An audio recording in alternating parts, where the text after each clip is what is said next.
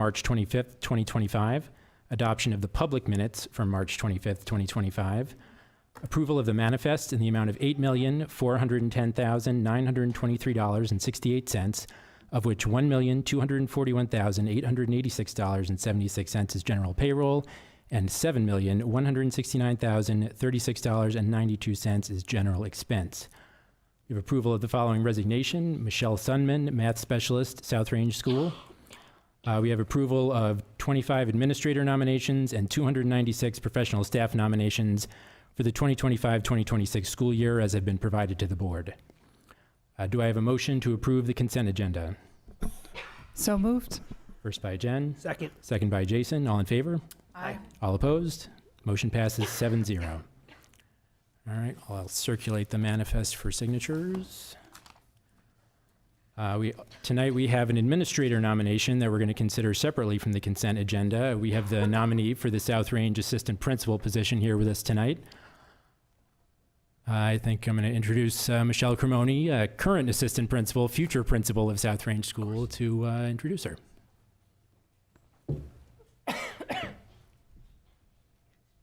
Good evening. Thank you for having us tonight. We are very excited to bring Lynn Joseph as the candidate that we're nominating tonight for the assistant principal for the next school year. We had a pretty extensive interview process, which involved our staff and our students were involved in the interview process as well. And Lynn has a great background, history in Derry, and also experience as a current assistant principal in Hampstead. So we are excited to nominate her tonight as the candidate for assistant principal for the next school year. All right, Lynn, can you tell us a little bit about yourself? Sure. I actually have been an assistant principal and a principal. I'm excited to be back here in Derry. I started in Derry years ago at East Derry. I worked at Hood and West Runningbrook, and it was the community that I really miss. I love being here. I love the relationships and friendships I made, and I look forward to serving this community again. Excellent. Anybody have any questions for Ms. Cremoni or Ms. Joseph? All right, hearing none, I will accept a motion for the nomination of Lynn Joseph for the position of assistant principal at South Range Elementary School. First by Brenda. Second. Second by Jenna. All in favor? Aye. All opposed? Motion passes 7-0. Welcome. Welcome back to Derry, Ms. Joseph. Thank you very much.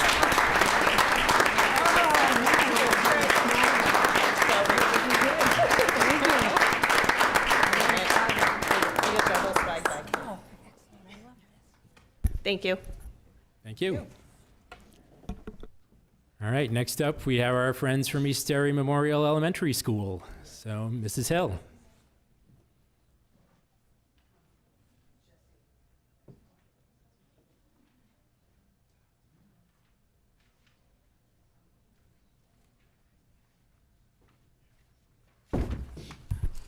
So I want to start with our volunteers, and I wrote it down because you know how I like to digress, but I do want to start with, you cannot get two more people that whatever you ask them to do, they want to do. And it's not always the easy stuff. We were just talking out in the hallway about how when Tiffany does a popcorn, it takes several showers to get it off her skin and out of her hair. Jessie, she does these amazing balloon displays, and getting all those balloons up and getting them to the building and making sure that they're ready to go, it's amazing. So it's not all glitz and glamour. There's a lot of hard work, and it's not always pretty when they leave at the end for themselves, but what they leave behind is amazing. So tonight we are celebrating two of our amazing volunteers. As you know, a volunteer is someone who steps up to help at any time, and we are beyond lucky to have the two of you. Tiffany and Jessie are always there when we need them, whether it's popcorn days, school store shifts, PTA events, or school activities. They show up with smiles, energy, and an incredible willingness to help. These two incredible women make a lasting impact on our school community simply by being present, dependable, and full of heart.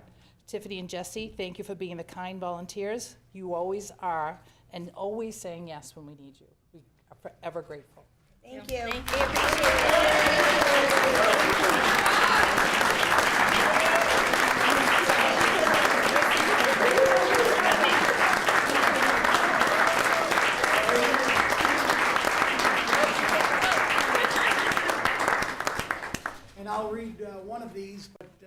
there's one for each of them.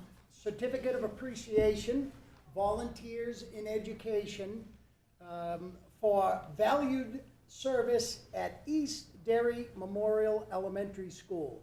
Tiffany Piccarilli. Thank you. Congratulations.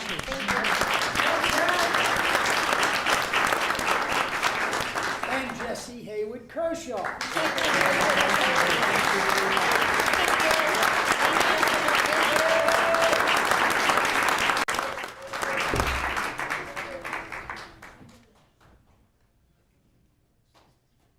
For the kids, yes.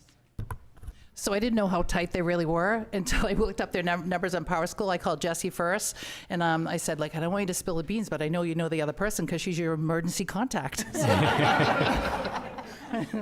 So they're very close. So once I get the PowerPoint up, we're going to talk about our Ed Cares assemblies. And this year, we've done a lot. We've, for several years, been working towards more solid SEL learning in the buildings. And this year, as a building, I met with a couple teachers at the beginning of the school year, and we wanted to make sure that not only do I talk about it during morning announcements, but also we get together as a community. And so we do a school-wide morning meeting, and tonight we're going to do an evening meeting with you guys, just like pieces of it. So if I hit the space bar, it goes forward. Everybody, fasten your seatbelts. Here we go. There we go. So CARES, as you know, stands for, or may not know, but I think most of you do because we've done a lot of presentations around this: cooperation, assertion, respect, empathy, and self-control. And each month at the beginning of the year, we focused on each one of these, and we used this matrix that the teachers worked on during the summer. We looked at what it looks like, what it sounds like, what you would expect in each of these areas. And then the students, each grade level, they took turns as a classroom, and each month they took on one of these. Kindergarten was bus, hallway was grade 1, grade 2, grade 3. We skipped bathroom because we didn't think we could keep it together. We kept talking about the bathroom during assembly. So we didn't talk about that in the assemblies, but in classroom. And each month, a classroom or two, and then at the end, some of them did it as a whole grade level. They created a song around it. They made it themselves. They found a tune to do it to, and they would come up and present. But each meeting, we start off in the morning with a morning greeting, but today it would be an evening greeting. So we say to the whole community, as we're in the gym and Kath, turn to the person on your left, fist bump them, and say, tonight, good evening. Good evening. So if everybody does your evening greeting. Yeah. And then you look to the then you look to the person on your left, and you fist bump and you say good evening to that person. Good evening. So we start with some kind of greeting. It's different each month, but this is one that we did one month. And then we have a morning message, and tonight it's our evening message. Good morning, school board and community members. We are so excited that we have this time together today. We are going to talk about Ed Cares self-control. As you know, self-control is the ability to regulate your emotions, thoughts, and behavior. Let's get this party started. Love, Mrs. Hill and Mrs. Breen. So each time we have that a different morning message talking about whatever we're doing. Self-control happened to be the last one. And they both grade levels wanted to focus on that one because they liked that song the best. So then we also do an activity with our school. So we'll stand up front, and the activity is different each month. And then this says request access. We don't need that. That's fine. It's not that. We can do it. So this one is called Just Like Me. And what happens with Just Like Me is somebody will say something, and if it's like you, if you have the same or you've done it before, you do this. So it's just the silent thing, and you will see kids doing this outside of our meeting. So they're out in the playground and somebody say, hey, I want to play football, and you'll see a bunch of kids go like this. So it's something they're practiced and done well with. So for instance, I love pepperoni pizza. So if you love pepperoni pizza, you do this. I have never climbed to the top of a mountain. And if you've never climbed to the top of the mountain, you would do this. And so as you do this, you get to know more and more about each other. So teachers do this in morning circle, and we've done it with our whole grade level. And did I go too far? So then we'll have a couple slides about what are the characteristics of whatever trait we're talking about. And this particular one is characteristic of self-control. We'll talk about willpower, thought control, decision control, emotional control, impulse control, movement control. We'll just have a little conversation about that with all the kids and the staff. And then for each slide, for each grade level, we'll have a slide with which they focused on. And grade 1 in self-control focused on the hallway. And the teachers in the grade level created a song for the kids to sing. And we talk about keep your hands to yourself, quiet voices, and walking feet. So we're going to have our first graders come up, some of them come up and sing the song they did for self-control.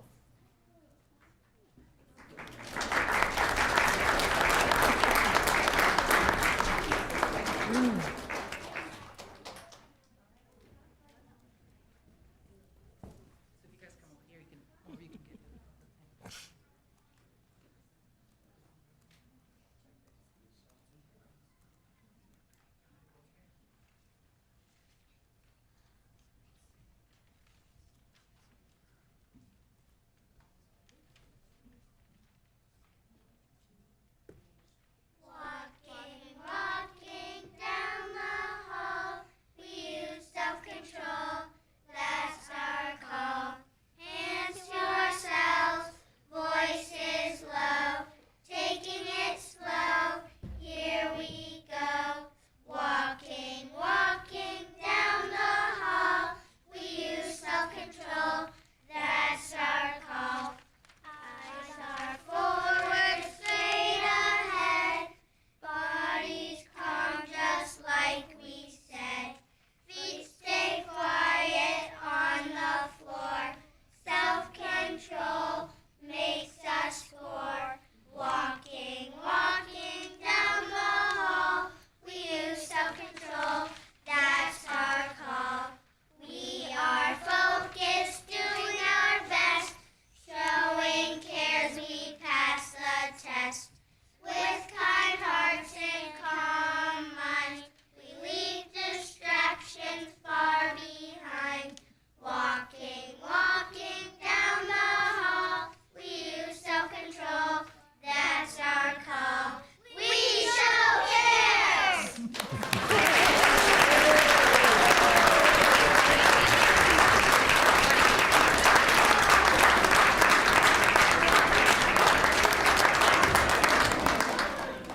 Again, we couldn't do this without the teachers. Mrs. Mulready and Mrs. Constant got the kids together. They sang the song they sang earlier in the year. I totally appreciate the both of them and the families that were able to bring their first graders in. So we do this for each grade level. And then fourth grade, we figured to have the lower end and the higher end of the songs. Fourth grade did self-control in the classroom, controlling your behavior, voice volume, blurting out and bodily actions, respect personal property and personal space. So we'll have our fourth graders come up with their teachers, Mrs. Kogan, Mrs. Kershaw, and Miss Christian.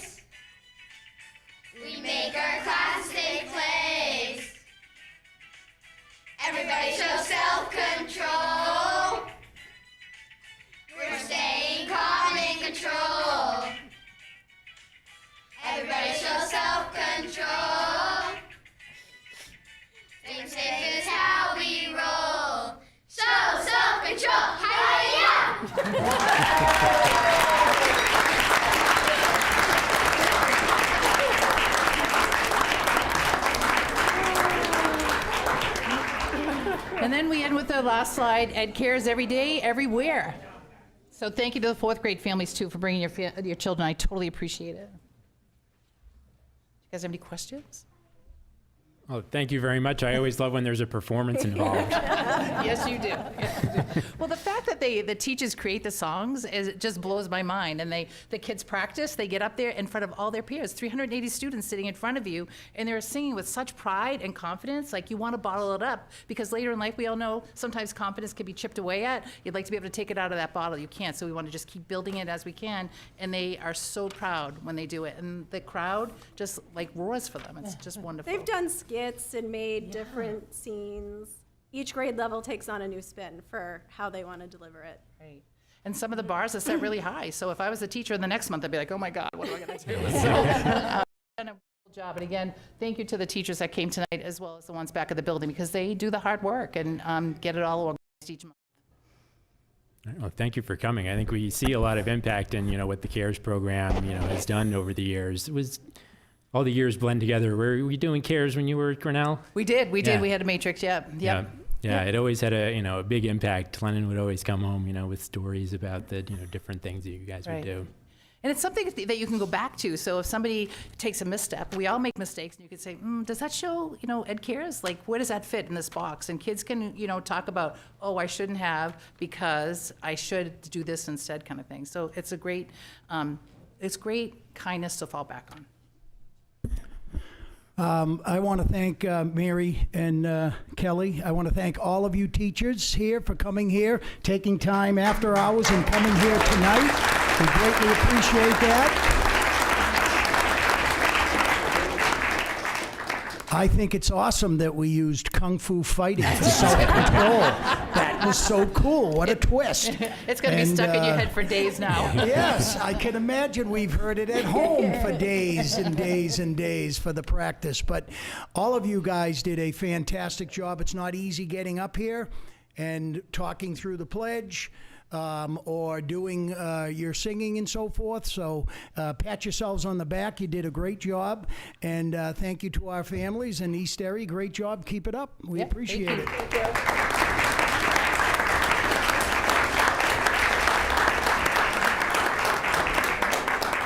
All right, we will take a 5-minute recess, let everybody clear out, and we'll be back in 5 minutes.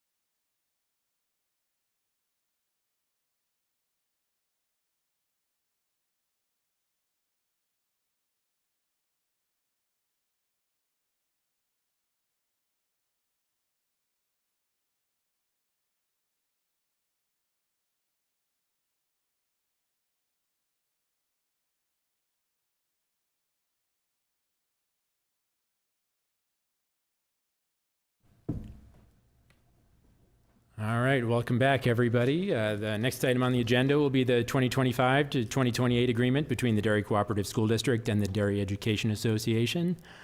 For this, I will invite Dr. Morse Barry and Mr. Levesque up to the microphone. How are ya?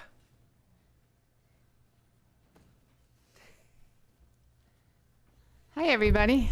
Hello. It's nice to be here to sign this. It's always a lot of work, and we're really glad we got an agreement this year. Before we get to the agreement, I do want the board to know that at the last meeting of the NEA Delegate Assembly for New Hampshire, Dave was presented with what's called the Trier Award. It's in memory of the Timberlane Regional Education Association when they went on strike back in 1974. And that teachers union that's did the strike then were the reason why we have collective bargaining in New Hampshire. And for his advocacy and his work on negotiations, Dave was given the award by the NEA New Hampshire delegates at the Delegate Assembly. And we were really proud of Dave for getting that. And we think he worked really hard for it. He's a great advocate for all of us, for the district, for the teachers, and we really appreciate all of his work. Congrats. I saw that. Congratulations to you, Dave. So I know we have a contract to sign, but I'm going to let Dave give his 2 cents because he's the man that did all the work. Hello, Dave Levesque, first Vice President of the Derry Education Association. We would like to say thank you on behalf of all the teachers of Derry. The town overwhelmingly supported our contract, supported our schools, our budget, and really want to thank the citizens of Derry for making it happen. And I couldn't be more proud to grow up in this town, go to school here, and represent the teachers in Derry for the past 18 years. So I want to say thank you again to the citizens and to our members, and we look forward to an ongoing relationship and a 3-year deal. So we're very happy of this deal and that we could reach it. So we're looking forward to future wonderful things here in Derry. So thank you again. All right, yeah, on behalf of the negotiations committee, which is Jason, myself, and Jonathan, who's no longer with us, it was, it's a pleasure negotiating with you guys. I'm glad that we could get a deal that works for everyone. And, thank you to you both, to all of the teachers, and, to all the voters in Derry for coming out and overwhelmingly supporting, the work that we all got done last year. Correct. So without further ado, we have a contract to sign. Yeah. I also want to thank all those, those administrators that you had on the team as well. They worked hard too. I forgot my glasses.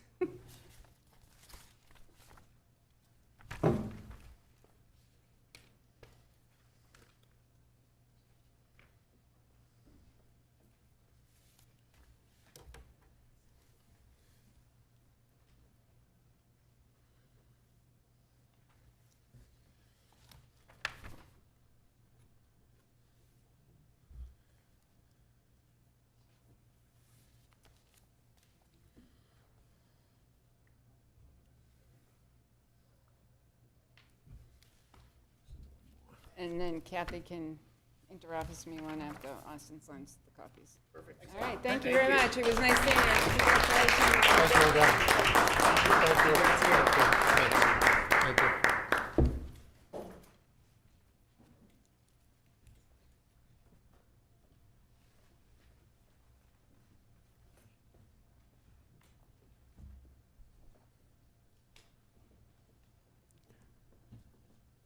All right, next up, we're going to welcome our Capital Improvements Bond Project Manager. Jane, would you like to make the introduction? Yeah, I would like to introduce Mark Jobin. He is going to be our owner project manager. As you know, when you're doing the bond, you're required to have a project manager to oversee all the projects that we're going to do throughout the district that were voted on in March. And Mark's been with us before. He's been following along and doing projects for us since the beginning of when we've been working on these capital improvements. So I would like to introduce Mark, and he's going to tell you a little bit about other projects that he's working on and what his role will be for the district in working with us. Thank you, Jane. Pleasure to be back with the board tonight. I have been involved in this project the last 3 years. I think we started in 2022, or at least I did. I think you've been working on it longer than that. But it's great to hear that the bond vote passed, and we're ready to complete some of these projects. So very excited. Yeah, my role, just to sort of explain a little bit more to some of the new members. I'm an advisor. I'm what's called an owner's project manager. So my job is to work on your behalf to manage the projects, oversee them, help bring the necessary team members on board, put RFPs together, put things out for solicitation, review the bids that come in, make recommendations to you. I know that there's a couple of consultants that have been on board as well, who have been doing some similar services on things that they specialize in. ARM on the roofs, Gale Associates on the envelope. We've got a lot of other projects to try to complete, and I'll recommend bringing on other team members as it's appropriate as those projects come along. So I'm here to be your eyes and ears. I oversee the work. I do site inspections. I make sure that their projects are being completed the way they're supposed to be, in a manner they're supposed to be, and also be the liaison not only with the board but with the individual principals, with Jeremy, Jane, Austin, again, to make sure that communication, which is so important, is maintained throughout the whole project. I've worked with a dozen districts here in the state of New Hampshire. I'm working with 3 others right now. I've completed a lot of projects in occupied schools. Summer, as we all know, is only about 10 weeks here, and we call them summer slams in the industry because try to get 14 or 20 weeks worth of work done in 10 weeks, and it's not always possible. So we can't build an entire school or renovate an entire school in the summer. So again, I have a lot of experience working in other districts where projects are being completed not only in the summer, but then they overlap with the school year, and those have unique challenges, and certainly I'm well-versed in what those take. So I'm not a general contractor. I'm not going to be your general contractor or a construction manager. I'm not bringing workers to the job. I'm not selling any materials to you. I'm not incentivized in any way for one firm or another to get the jobs. I am working on your behalf and the residents here of the town of Derry to make sure that these projects get completed right. So my allegiance is to you and the people here of Derry. I'll stop right there and answer any questions, and then I can go on a little bit more in some of the individual projects. All right. I mean, as you said, you've been involved in this process, I mean, basically, for several years as we've been talking through this and trying to get this bond done. So, I think that makes you an obvious choice to come on and manage these projects. You have that, intimate knowledge of the district already. Yeah, I'm excited to start to see, a rough timeline of when we're going to start seeing things getting done. Sure. So at your last meeting, you approved 2 roofing projects at Hood and Grinnell.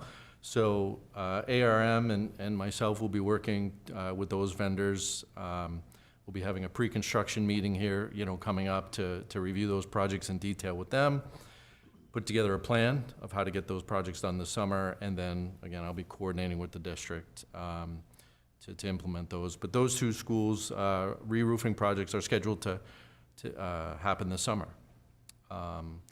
Gale Associates is here tonight. I'm not going to steal his thunder, but he will be coming and talk about the West Running Brook envelope project, which again is on the docket for this summer. So that'll be another project that I'll be working with Gale Associates on. Amongst all of that, we have several other projects that are on the docket for next summer.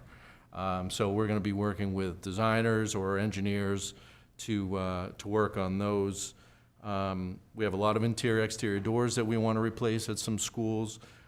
We have another facade project at South Range, I believe. So I've been talking with Gale Associates about sort of the timeline to get that designed, engineered, out to bid, get the bids back, and then be ready to go for summer of '26. So that's, just one of the other balls we're going to have in the air. So, All right. Well, it's exciting for you to be getting started. Did anybody have any questions for Mark? I do. Thank you.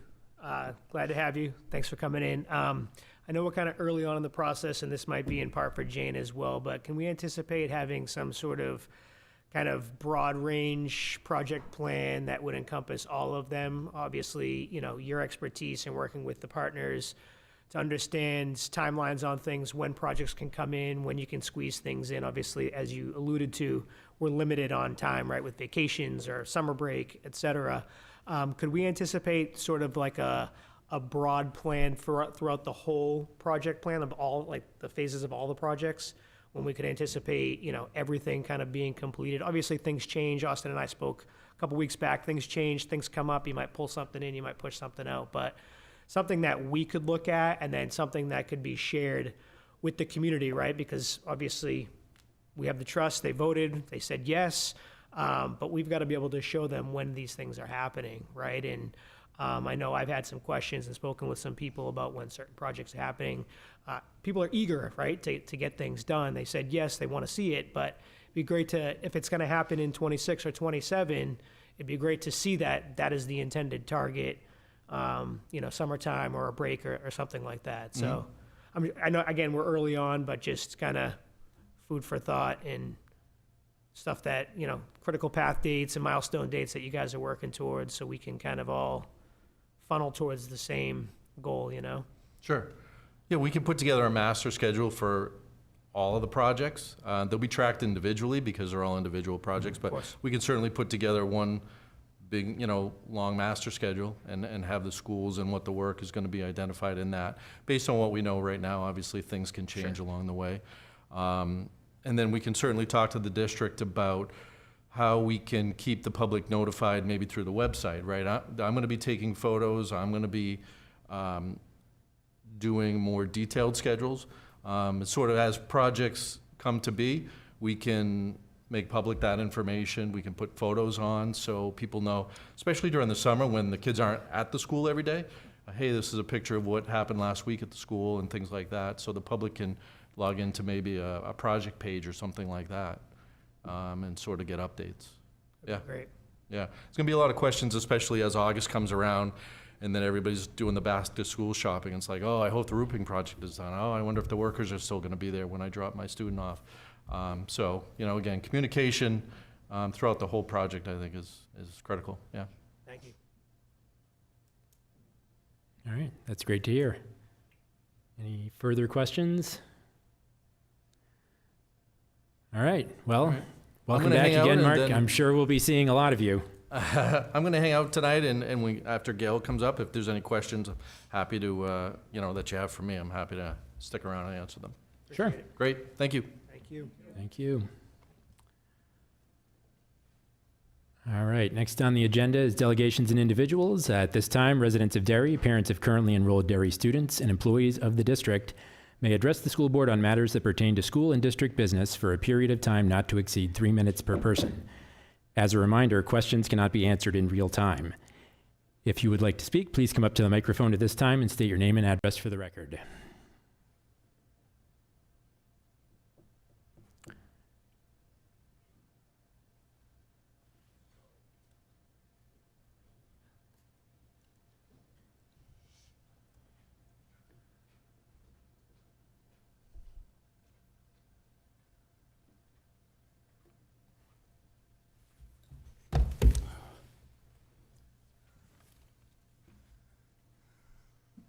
Can you hear me? Yes. I know after last time, Richard Tripp, 44 Wyndham Road. After last time, you let me know you couldn't hear me. I thought I'd better make sure you can hear me. I really like the kids from East Derry Middle School. You know, it's Elementary. they did a great job. You know, you can see that the kids are doing well. I'm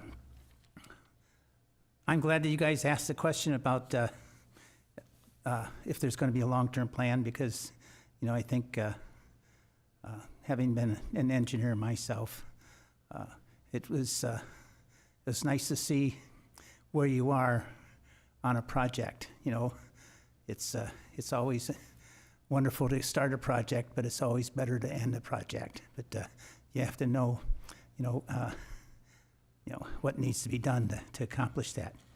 I remember many times during the discussions about at the facility committee meetings and the facility presentations here, people were always saying, well, how could this happen? Who was watching what was going on with the schools? So, once again, it's a good idea to have a project manager watching that. My question is, if 2 or 3 years down the road and you find out that, some of the repairs that are made, there's issues, who shares the liability in that? Is this something that you have talked with the project manager about? Or is this something that,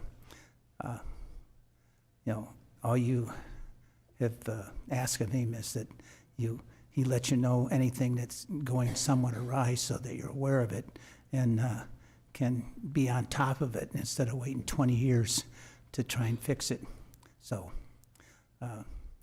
as Jason said, people are interested in what's going on, and they should be following it, to see how the bond money is being spent, So, thank you and good luck. Thank you, Richard.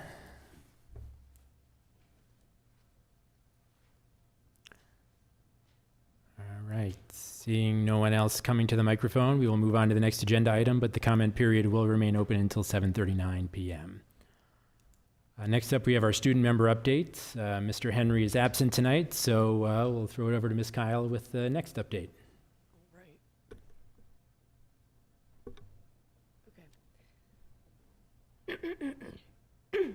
Sorry, I'm still a little sick. Friday, April 11th, juniors and seniors are going to be going to Nashua Community College for their aviation career day. And we've also started planting seeds and preparing our new community garden for grow season. We're also hosting an exhibition night, and that's going to be held on April 23rd, and students will present their independent projects to families with students attending next. We're also doing a family fun night on April 17th, where the community kind of comes together and they just do a bunch of fun things. It's going to be food, music, games, and just an opportunity for people who go to Next to get to know their staff and the families. That's about it. Where is your community garden? So do you know where the Husky Habitat is at Hood? Oh, it's at the school itself? Yeah, Are you doing just flowers, or are you doing vegetables too?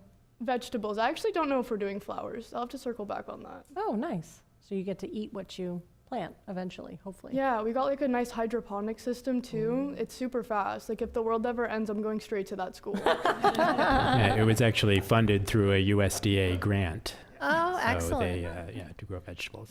Very nice.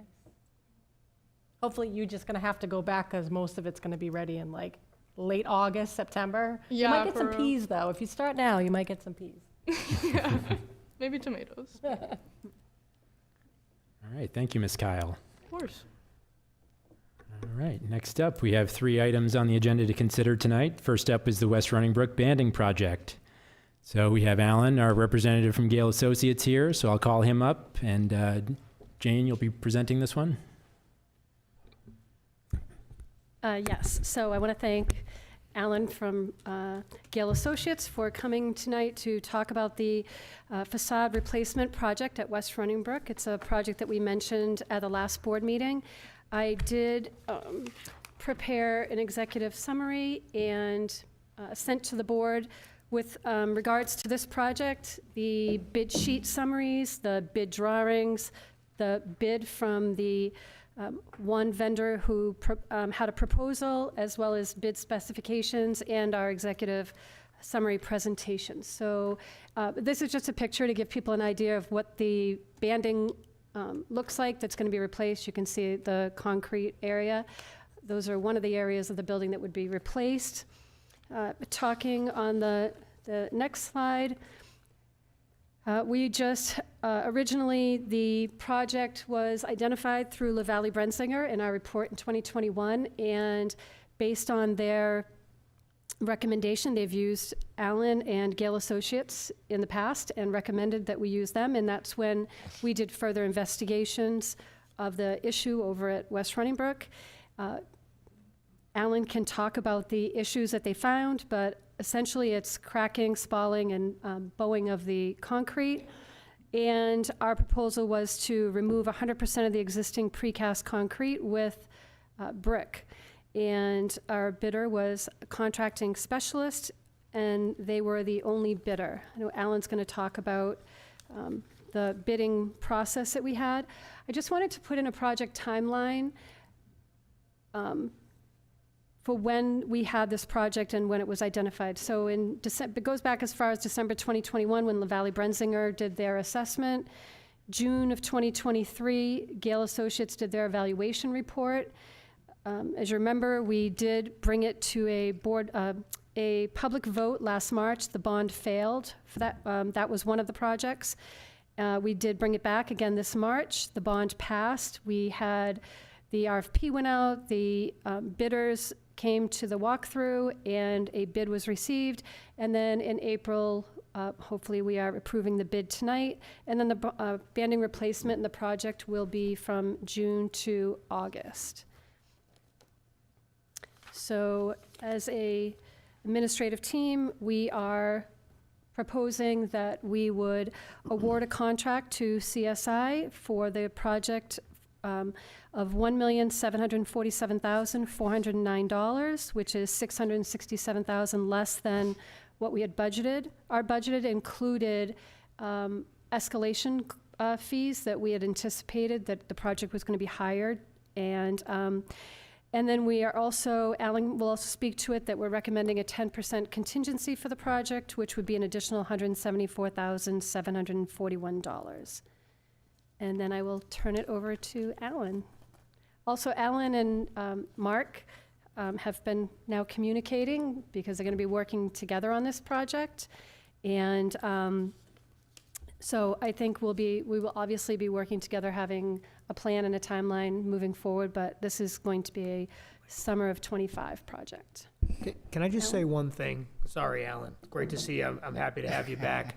I just want to thank Jane, you, Jeremy, Austin, Joe, the entire administration for putting this all together after our meeting last time. I know this is kind of what we were asking on, and you guys delivered. So just wanted to thank you.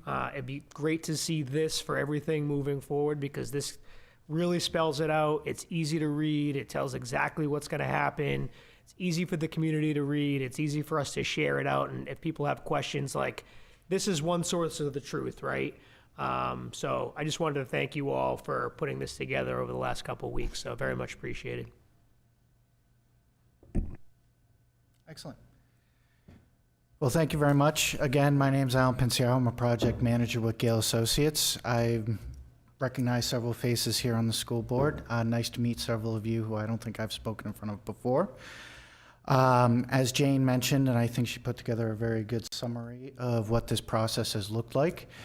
But in 2023, Gale provided a evaluation report summarizing our observations and opinions regarding some of the deterioration that's presenting not only within the precast concrete, but some miscellaneous brick masonry repairs that are presenting throughout the facade of the building as well.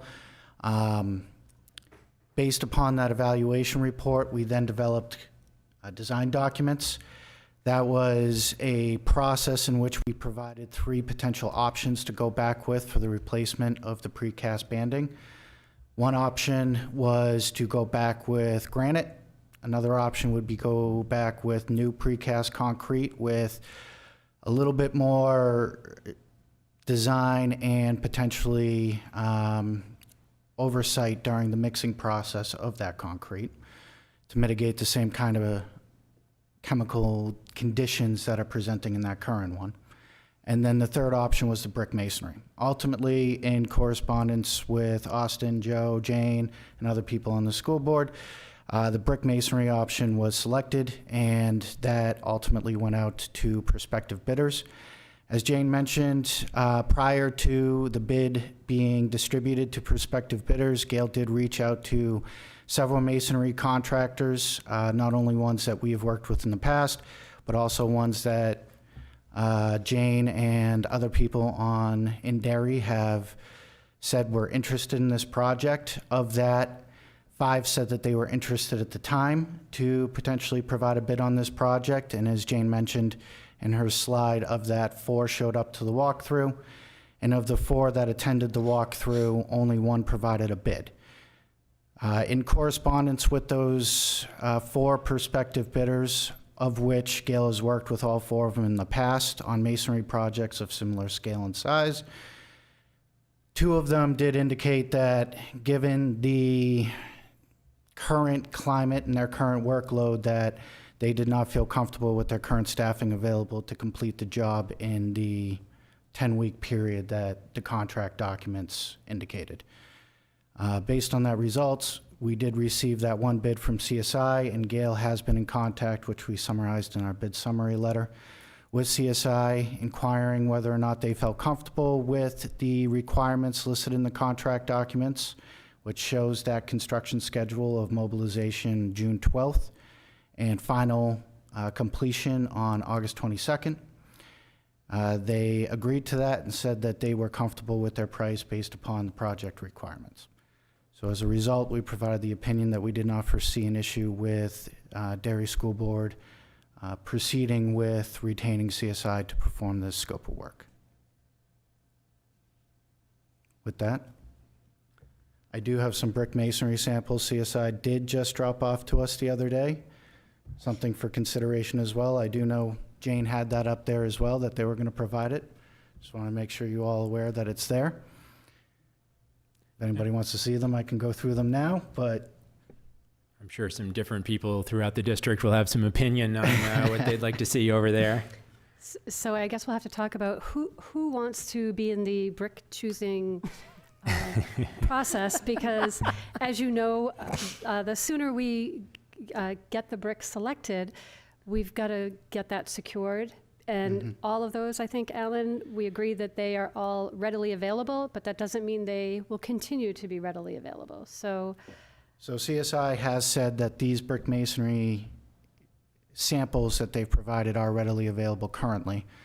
Given the current climate, materials and everything like that, there's no guarantee that they will remain readily available, and given when they're scheduled to mobilize on site, there isn't necessarily a whole lot of time for them to put in a specialty order or a quick order for additional brick to be fired in order to meet the demand for this level or quantity of brick on this job. So pick ASAP. Yep. Well, I think we want to get a facilities committee meeting on the books as soon as possible after tonight. And I think your administrators over at West Running Brook might have some opinions on the color of the brick. So maybe if you want to pull their opinion on what we get tonight from Alan. sure, I'll set something up and we could have a meeting over outside of West Running Brook, and maybe Alan will hold up brick samples and everybody can choose. Be more than happy to attend. Exactly. Thank you, Austin. To show your best Vanna White and just turn them around. So with regard to the brick, are we just talking about specifically color? It's cosmetic? Is the material all the same? So all the brick masonry units have to meet our project specifications, which are based on ASTM or industry standards. So ASTM would stand for, and again, so many acronyms, American Society of Testing and Materials. So what we specify in the contract documents is that any brick masonry unit provided for this project has to meet these testing standards for porosity, compressive strength, so on and so forth. And those standards are kind of the guidelines for the industry for the performance and long-term performance for the brick masonry. And similar to that, the mortar, which is what's installed in between brick masonry units, have similar guidelines and requirements, which again, not to bore you guys with all the technical information and standards, but the contract documents are also built around the Brick Institute Association, which has guidelines and technical data on how to do brick masonry repairs, which is essentially what this project entails. It's brick masonry repairs, not a full replacement or new structure. Now, out of the samples you have, is there one that you guys would recommend, or like for like across, what is it, 5 that we see? So what I can say is that on here, one of them is actually, so this project isn't just the banding replacement. There's also, as I mentioned, some spot brick masonry repairs. While brick masonry can have a service life of about 75 to 100 years, it needs to be maintained. And through that service life, more often than not, it's mortar, which has a service life of maybe 20 to 25, that can start to deteriorate. And if that routine maintenance isn't performed, that can result in additional deterioration to the rest of the brick masonry. With that said, there was some areas of deteriorated brick, which one sample is trying to provide a match for, and that's the rest of the red brick that you can see in that image on the slide right now. The other 4 would be potential color variations to replace the paneling or the concrete paneling that's up there. As far as our opinion on color options, we generally try not to provide opinion on colors because everybody has their opinion, and ultimately at the end of the day, it's Derry who's going to live with this building for the next 75 to 100 years and the masonry that's installed. And we don't want to necessarily be the ones to say, you should choose this color and everybody else doesn't like it. So if we can back up there for a second, when you're saying suggesting, because I'm thinking more or less along the lines of quality of the material or integrity of the material versus the color. Obviously, it's important to match or have it look good, but everything there is sort of like for like, and we're not going to have, one's not going to be a better product than the other. We're just talking specific color at this point. Per the contract documents, and as I mentioned, we've worked with CSI in the past. All of the brick masonry for this project should meet our project specifications. As part of our construction phase services, what the contractor will need to do is submit what's called a technical data sheet for the selected brick masonry unit, showing that that brick masonry has been tested and meets the testing requirements that are outlined within the contract documents, which meets industry standards. Perfect. Thank you. You're welcome. All right. I mean, just to address, only receiving one bid, obviously, with the timing of this project, with the March election being when it is, the start of this project being what it is in June. Mm-hmm. Yeah, I mean, it's not surprising to you that, a lot of contractors were unable to get that turnaround. In our current environment, unfortunately, right now, contractors were very busy and they were booking 18 months in advance to a certain degree, and we were getting that information from a lot of contractors. But with where we are in the climate, if they have the available staff, and CSI has mentioned that they do, it's difficult to try to say whether or not we would have more bidders potentially at a future date, is what I'm trying to get at with that.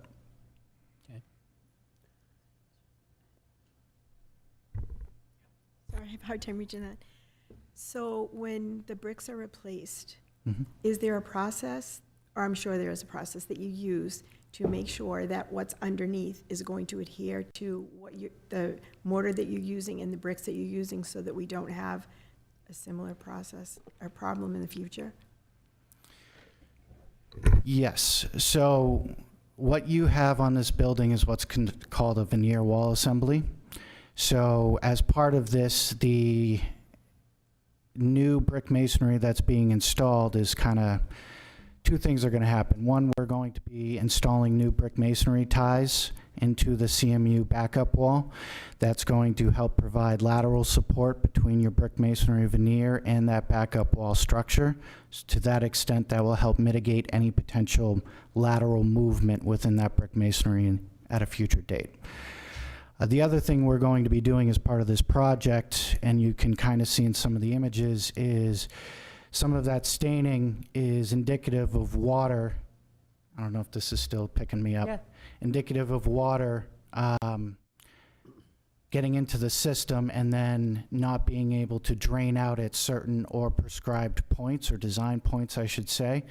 So as part of this effort, we're actually installing what's called through-wall flashing at all of these banding locations, which will include a redundant system of both sheet metal and fabric flashing to the backup wall structure. And the intent of that is to collect any water that gets behind the brick masonry, because even though they meet certain testing for absorbing water, it's brick masonry and mortar still absorbs some moisture.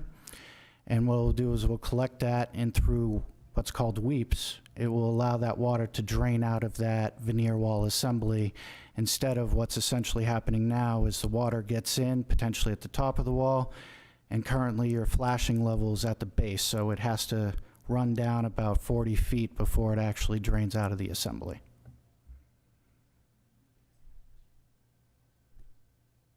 Sorry. The ties that you use, Mhm. what are those, what is that made, what are they made out of? Are they made out of metal that's gonna rust? Are they made out of metal that's coated? Like, what are they made out of? So they are made out of metal. What they are made out of is galvanized or stainless steel. So essentially those are the more corrosive resistant metals that you can use within these types of wall assemblies. And that is what we have included within our project specifications. And again, as I mentioned, through our construction phase service process, the contractor will be required to submit what they intend to install, including these masonry ties. And we will make sure that the masonry ties that they submit will be what's specified. And we will be performing construction meeting services, or construction phase services, including construction meetings and visiting the site. And we'll be reviewing the materials that they have stored on site are what they submitted and what has been approved as part of that process. You're welcome. I have a question. Mhm. What happens if they do end up going over? If things don't come in time, are we looking at then just delay or doing the project on the weekends into for however long? So I was actually talking about this with Mark as well. So there's a couple of things that could potentially result in some delays on this project. Weather might be one of them. If we have 20 days of rain throughout this process, we don't want them necessarily removing all this brick masonry and exposing components beyond to that rain. As a result, what we're going to ask the contractor to do is kind of twofold during a pre-construction meeting.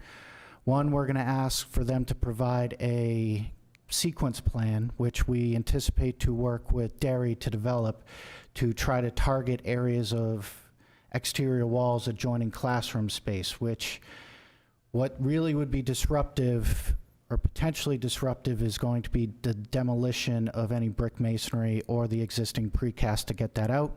The installation of the new product theoretically won't make as much noise, with the exception of the means and methods to get up to perform the work. So the intent of that would be to try to target these locations where classrooms could potentially be disrupted first, so that they can get those done and front-loaded. And there might be other locations such as the cafeteria and or gymnasium space that could be scheduled for later on in the year. So if we do have 20 some odd days of weather delay, and that does have to push the project back, then hopefully the only location where they have left remaining are these more common areas that might not be as impacted by the noise resulting from construction activities. Are they going to be tenting over or doing some sort of drape of tarp or something to protect the area from water should we get lots of rain? So yes, they do have to temporarily protect if they open up an area and they don't replace that in the same day, which is something that they will do. But one of the issues, and again, as I mentioned, it's a veneer wall assembly, it does rely on a compressive, essentially load running down the face of that, so they can't remove all the precast paneling at once and get all the demolition done in advance. They have to sequence it throughout the process so that they don't potentially have some of your existing brick that's in good condition displacing as a result of that accelerated demolition, if you will. We can talk about if the contractor is awarded and Derry would like to proceed. One of the things we'll be talking about during the pre-construction meeting is all of these potential options and try to think of as many things as we can to mitigate disruption, prolonging the construction schedule, and what the options could potentially be if we do run into these unforeseen conditions.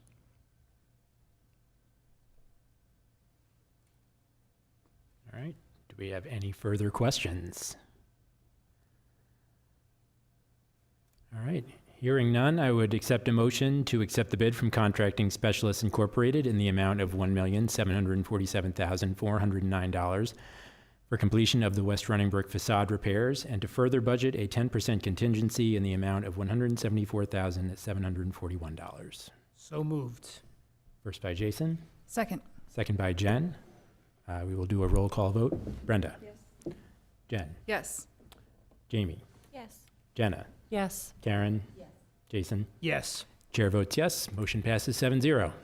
Excellent. Thank you, everyone. All Do you right. have purple brick in there? You know, West Running Brook's color? There are a range of colors, but unfortunately, I think that would be a custom one. Thanks, All Alan. right. We'll Thank be you. seeing Thank you you, soon. Absolutely. Looking forward to it. Thank you, everyone. Do you need either Alan or Mark to stay for any further No, questions? you guys have sat through enough. Thanks, Mark. Thank you. Thank you, guys. Thanks, guys. Thank you. We're definitely going to have to pick some sort of contrasting color because there's no way they're going to match it exactly. Oh, yeah. All right. Next up, we have a memorandum of understanding with AFSCME, the union representing our educational assistants. All right. Thank you. Joe? Cheryl Morin is here, who's the president of AFSCME. So she can, if you guys have further questions or we want to talk more about it, Cheryl has taken some time out of her life to spend some time with us here tonight. I'll just give you a brief overview. AFSCME stands for the American Federation of State, County, and Municipal Employees. It is a hard acronym because of all those consonants next to each other. But this is the organization that represents our assistants. We have many different types of assistants that sometimes we lump them all into one category, but there are actually, as you can see, several different types. This is the second largest employee group in our district. Teachers make up the largest group that you just signed a contract for them, and this is our second largest group. So somewhere in the range of, I think about 150 employees fall into this category. Oh, there you go. And they're hourly employees ranging from 5.5 to 7 hours a day. So the gist of this memorandum of understanding or memorandum of agreement is to recognize a change that we've already put in place, but our existing collective bargaining language doesn't clearly describe what's happening. So in the past, we had annualized the pay of these employees, which basically means we take how many hours they work in a day, multiply it times how many days they work in a year, multiply it times their hourly rate, and then that becomes their annual salary, and then we divide it evenly over 21 pay periods. That has been the practice in Derry for a long time. As Jane has found out and we've learned, that is not the recommended or even allowed procedure for paying hourly employees based on the Department of Labor. So we've had to kind of change our practices. So as hourly employees, and this is really for the employees' protection, there are standards for how we must pay hourly employees because they are subject to things like overtime regulations in the state of New Hampshire. For instance, administrators and teachers, we're in a class of exempt, so we don't get overtime. We aren't subject to the same regulations, but hourly employees, and that also includes secretaries, custodians, but we're here just talking about assistants. They are subject to those regulations. So when we moved to a pay to the punch model, it changed some things and it caused us to notice that there were some inconsistencies in the language of our collective bargaining agreement. The agreement speaks to assistants making up days based on going home early on early release days, and that was because that language was written when they were annualizing their pay. So on a shortened day, when some of our assistants go home early, we were paying them for time that they weren't working. And so we were having them make up days at different points in the year. It's kind of clunky. It was a little confusing. It also didn't really work really well all the time. When we shifted to pay to the punch this year, that became no longer an issue, because if when employees go home 2 hours earlier, they punch out, and their timesheets they reflect the hours worked. Am I doing so good? Yeah. Good. Okay. Okay. This also is important because our assistants in the CBA work up to 183 days. That's what's in their contract. We have 180 school days in the school year, and we have in the CBA we have assistants work 3 workshop days or non-student days. 180 plus 3 is 183. Easy, right? Unless you have a cancellation, a snow day that you end up not making up for students, and that has happened in the past. Well, that is a problem if you have an annualized agreement with employees, because you've paid them for 183 days and they worked 182 days, and you've got to make up some sort of day in June. And again, that's not good for the employees, and it's also not great for the district.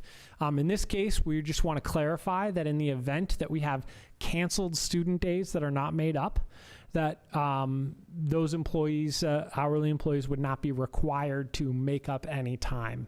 We just want it reflected clearly in the CBA. In talking with Cheryl and Katie, who represent the AFSCME group, we kind of came up with these solutions together. We thought that they reflected the flexibility that the employees and the district was looking for, and it was more clear to people. A little bit of a transition, I think, at the beginning of this year, because people were very used to having the same exact paycheck every 2 weeks. And so we had to do I think Cheryl did some work last spring, and we tried to notify people about this change. But this is really under the Department of Labor regulations. This is how we need to pay hourly employees. And for those of you who've ever worked in an hourly setting, it's pretty typical that you have payment in arrears. So every 2 weeks you submit a timesheet, and then probably a week later you'll get payment for that, and that's the model that we currently use. Questions and/or Cheryl, did I leave anything out? I don't think you left anything out. It's just that it's to clarify the language, because since we went to... He can't hear you. Can you just speak a little closer? Can you hear me? What do I have to do? You can hear. Yep, go ahead. Just to clarify the language, because they used to analyze it. So now that it's hourly, like this year, when the kids get out of school on the 12th, if we were analyzed, then we'd have to come on the 13th because we already paid for it. Well, you're doing hourly. We're not paid for anything, so pretty much do they have to come? Other questions?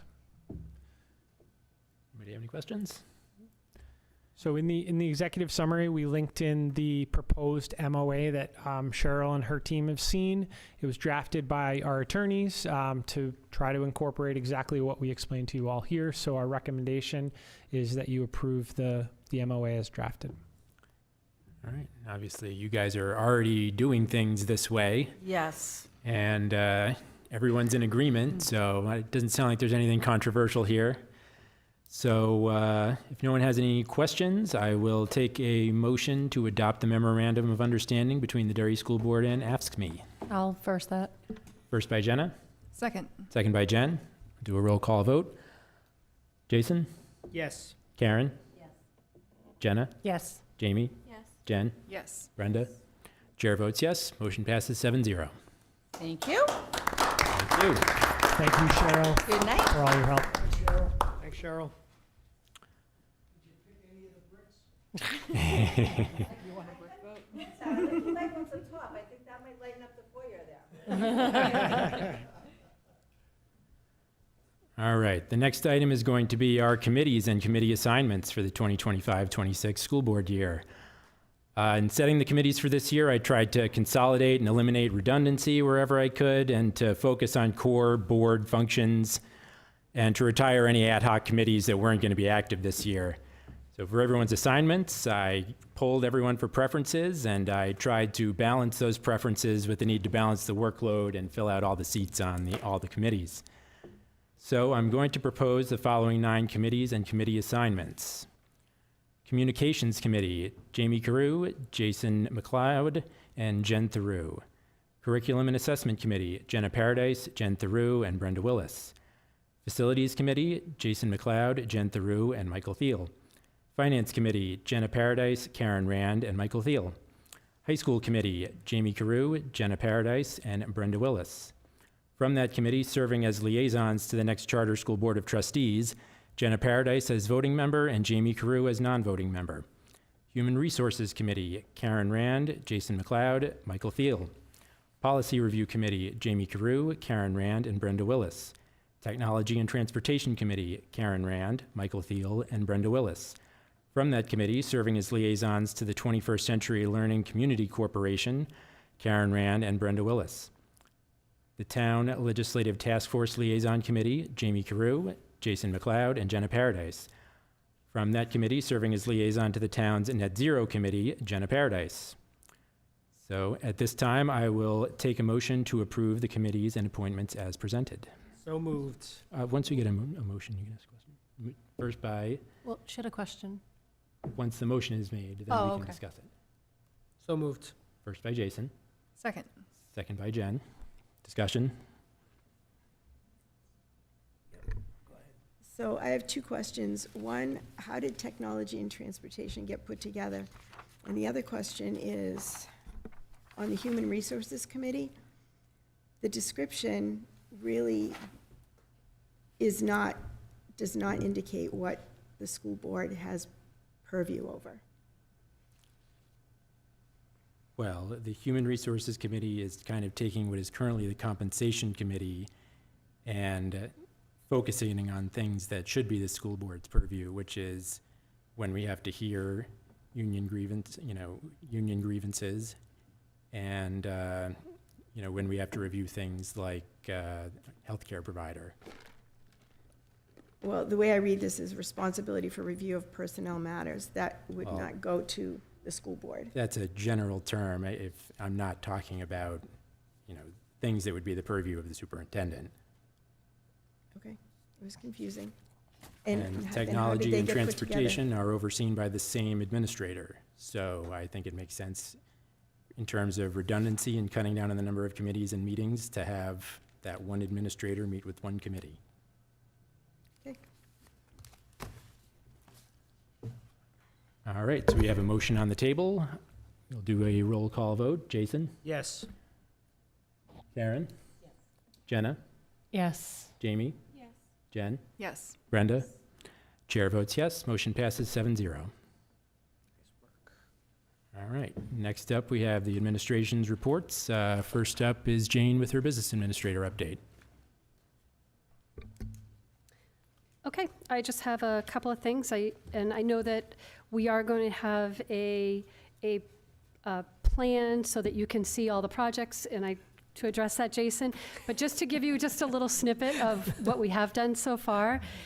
For the roof of Grinnell and Hood, obviously we did the RFP. We just issued their contract. That was all designed.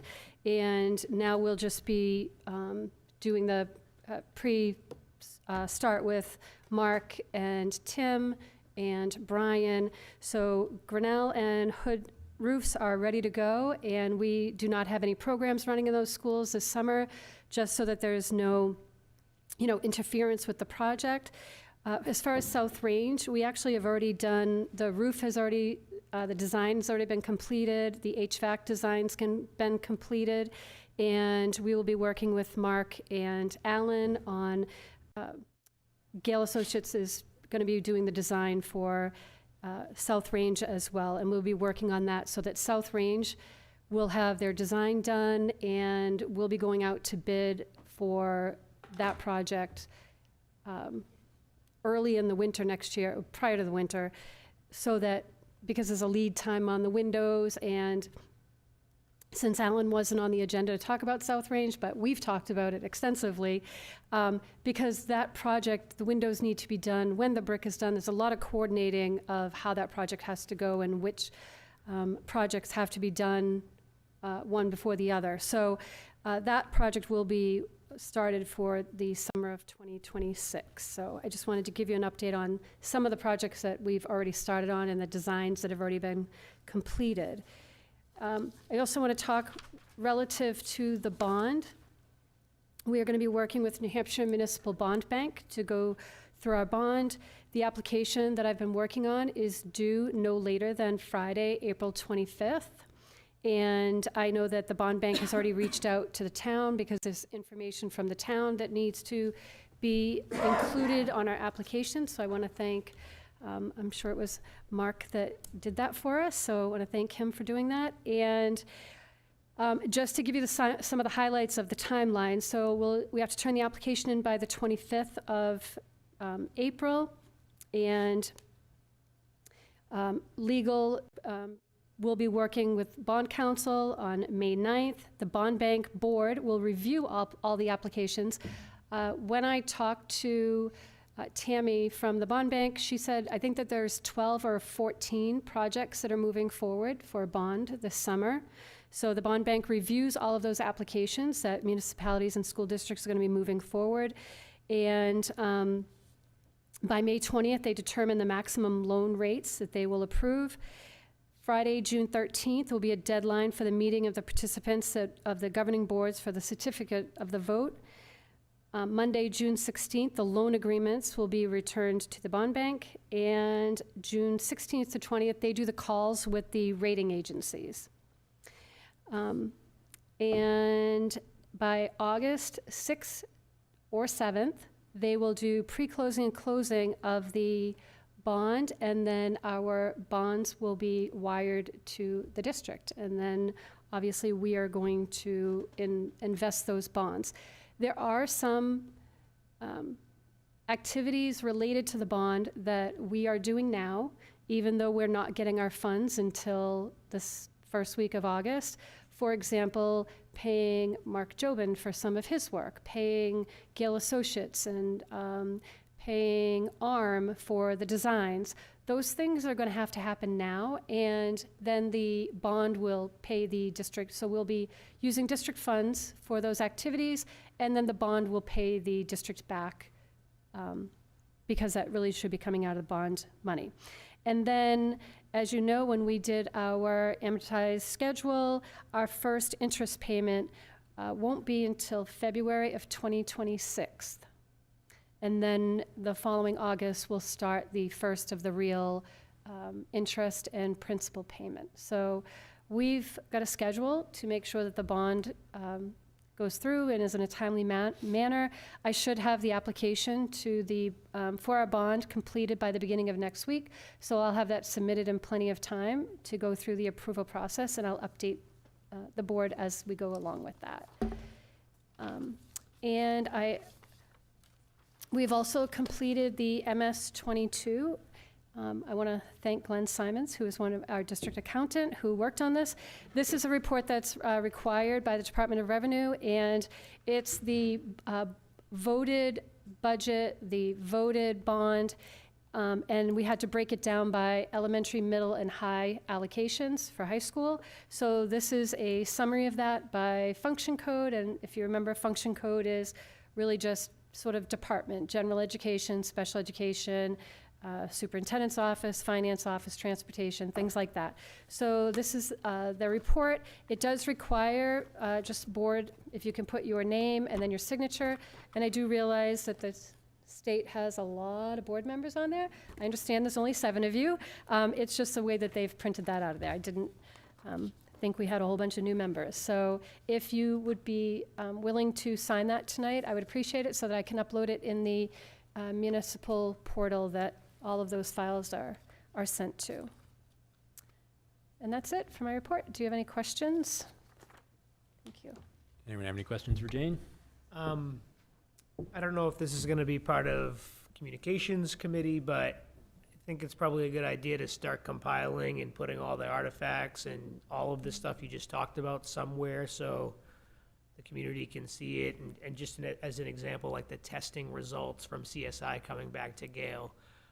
We really need to, more is more, right? It should be summarized, but every document should be available for folks who want to get into the weeds on it.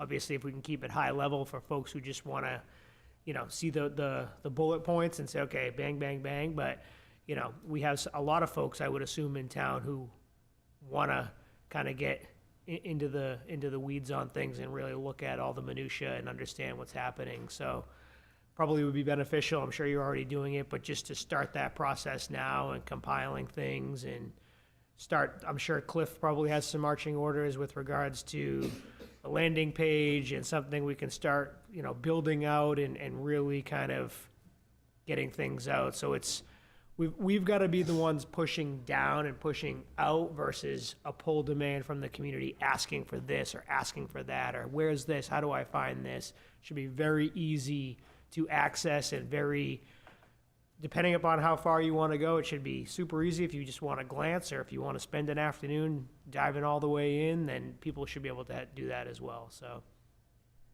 Yeah, that's a great idea, and we have talked about making sure that we have that information online.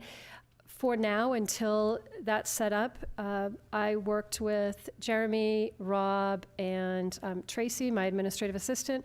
We created a whole file on Google Docs that we have separated into each project, and under every project of that capital improvement, under every school, all of any RFP, the bid specs, everything has been pushed into those folders so that we can click on any one of the schools and any one of us can see what materials have been put in there so far. So, I'm happy to also share those files with the board, and we will also make sure that things like this, the schedule for the bond bank, can be posted in an area, like you said, online, easily accessible to the public.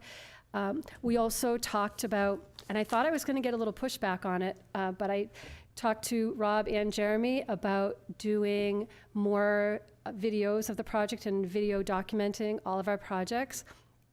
I think since the videos of the projects that the board members and Jeremy did seem to be a big hit, and I think they're not so camera shy anymore. At least Jeremy is still willing that he's agreed to do some more videos in the future to highlight the projects, and I think we all agree that the videos, I thought, were an integral part of the public's information base of why they may have approved that bond. So we're going to continue to do that. It's going to start with the wall at East Derry. We're going to be making sure that we document that and working with Jonathan Harding and Cliff. So I think we have a good plan on making sure that the public is informed every step of the way. I will also be having tracking for all the finances, and I'll have something put together for you for any expenses that we've incurred as we go along or up to date that are related to this project that, again, like I said, would have to be pushed back. But And I think, too, that's where the communications committee will come in. I think we've had a problem in past years with kind of a coordinated message and, a group that is really focusing on, getting a message out and getting information out. And, hopefully that committee will help drive that moving forward. Because I think, we have a lot of things, there's a lot of good things happening that I think we want to make sure the community knows about. I have a question, and forgive me because I'm not knowledgeable on bonds very much, but when you were saying about the it going out to the bond bank and the deadline and it would come disbursement in August or whatnot, are we guaranteed the money that we need? Are we to pay? Because if project is starting June 12th or 13th, but we're not getting approved until sometime in August, is that a guarantee that we will have the funds to start that project? Or do we have to pull from our own kitty to start and hope that we'll get approved? yeah, so that's a good question. CSI did not have any pre-payment schedule required. They would not be billing us until after July or after they've started the project, and the same thing with Tech Roofing.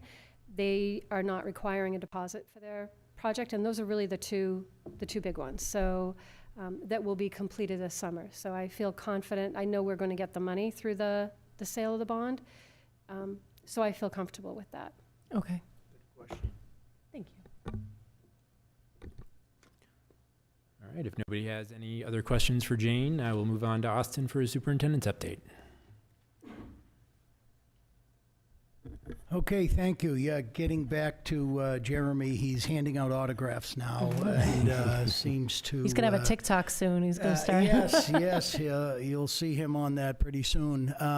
Okay, the annual Gilbert H. Hood Middle School Faculty Follies was held this past Friday to the delight of the Gilbert H. Hood Middle School students and families. This is an evening when the participating staff members let down their guard and show everyone they are normal, everyday people, some of whom have wonderful talents, and all of whom put on an extremely funny and hilarious night. After I was hired back in the spring of 2004 to become the new assistant principal at Gilbert H., I was invited to the faculty follies that April. It was my first time meeting some of the staff members, so seeing them all dolled up in their outfits and everything, I didn't know what I was getting myself into, but I immediately fell in love with that staff and the students, and for every spring during my tenure as principal, I participated in that Faculty Follies event. Once again, this event was a fundraiser for the Gilbert H. Hood Middle School Pride Committee that gives back to the students and the staff throughout the school year, promotes a positive and inclusive culture and climate for everyone. I want to say thank you to the students, the families, and the staff who attended, and a special thank you to all of the talented, crazy, wonderful, and energetic participants.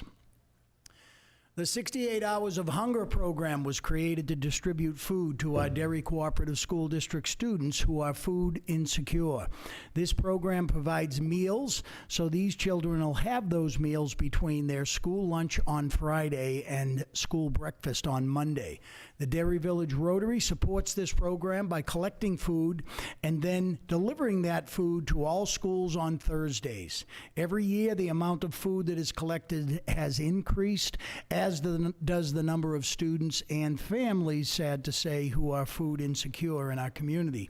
Right now, each school is in the midst of an annual spring collection drive. I don't want to say that it is a complete and total competition, but you know how the staff at our schools can be.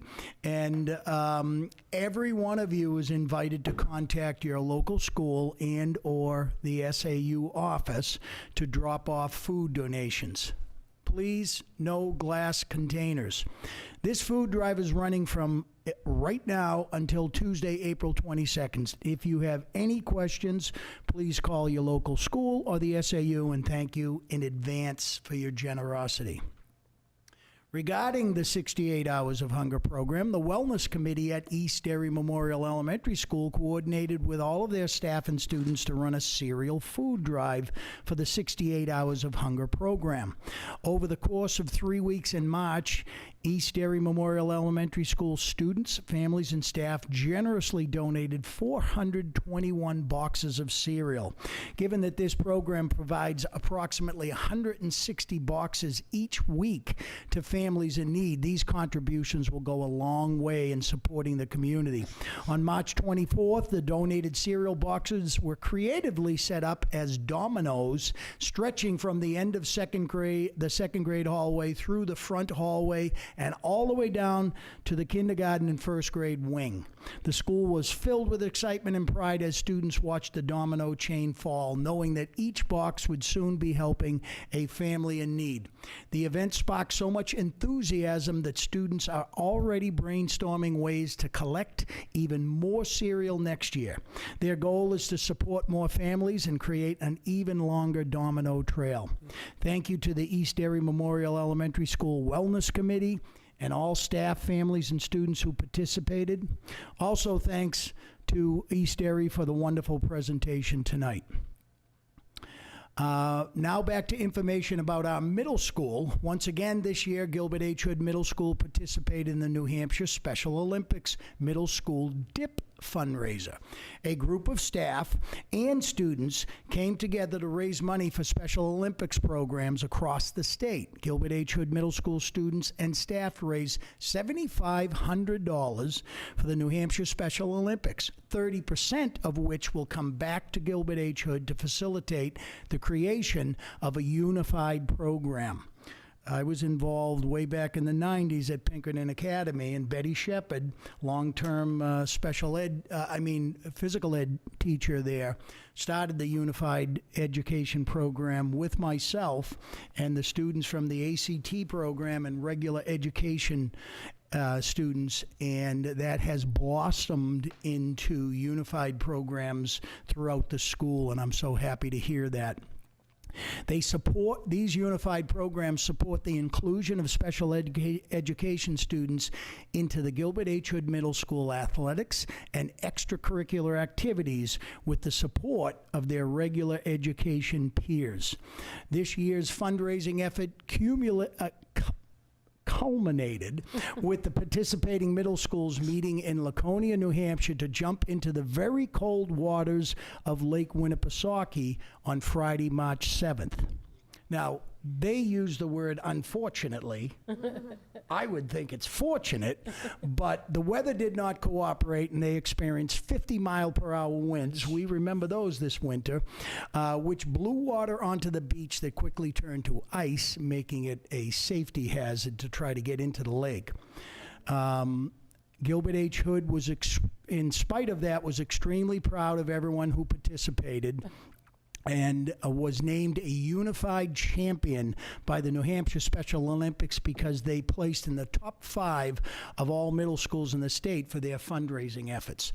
They are looking forward to continuing their staff and student participation in New Hampshire Special Olympics Middle School DIP, and even more importantly, I think this is so fantastic. The creation of a unified program at Gilbert H. Hood for the upcoming 2025-2026 school year.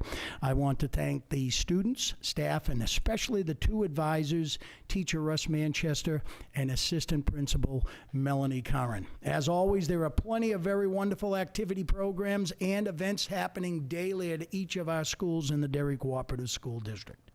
Thank you. All right, thank you, Austin. That's great to hear about unified sports. I know that's it's something that really brings everybody together at the schools that have those programs. So absolutely, good to hear that. And it's great for the special ed kids, and it's fantastic for the regular ed kids. They all get so much out of this. And it's fantastic to see. And if they end up having some events, hopefully they will reach out and invite you folks as well as the administrators. It's a great thing to see. Thank you. All right, thank you. We still have had no committees met in the last 2 weeks. Hopefully that will change the next time we're here.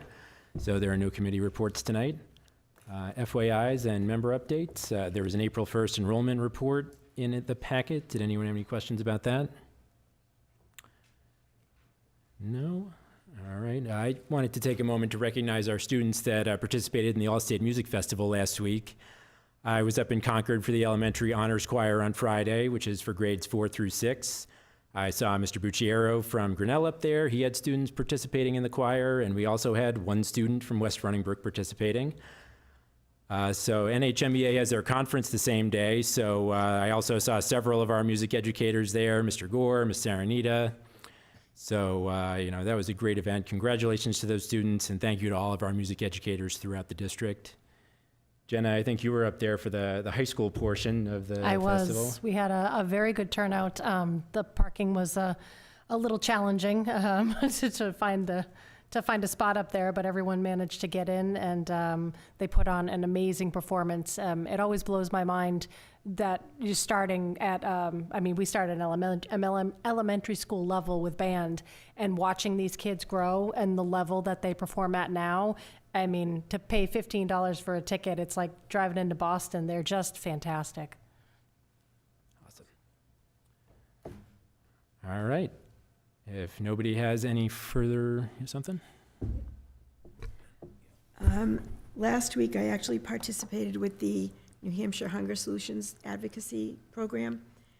Learned a lot about things that we can be doing. I'm hoping that we're going to improve our numbers and offer some options for families, working with Jane and Christina and Tricia from New Hampshire Hunger Solutions. We have some good ideas, and hopefully it will help some of our families. And the other thing I just want to throw out is I really do think that we need to have a special education committee. I'm not sure how it can work. We had one in the past, and it was very successful in bridging the gaps between school and families and the district. So I'd like to, hopefully we can think about that and bring that at some point in the next year. All right. Anybody else have anything? A quick other, we will be reaching out to all of you.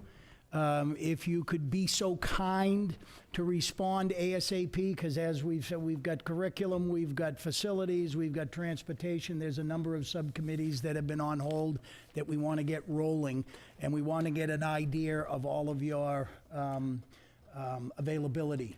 Yep, I think this year we'd like to get on more of a cadence with the committee meetings where there's a schedule of meetings and it's not this kind of as-needed thing that we've been doing the last few years. So, you know, people have those meetings on their schedule, the public knows when they are. So, you know, hopefully we can, you know, move toward creating some sort of master schedule, you know, once you get everyone's availability. And we know that things come up and but if you have a basic availability that you can, most likely these times in the day and so forth, and these days of the week work for me, that will be extremely helpful. Feel free to reach out on your own and send that right to Kathleen. And you can CC me, that's fine, but you know what, Kathleen takes care of these kind of things. So, and otherwise we will reach out, especially for a few of those that we've got to get rolling real quickly. So. I would like to add one note. I did get an email recently. The West Running Brook School is putting on their production of Finding Nemo Jr. The tickets are now on sale. They are $10.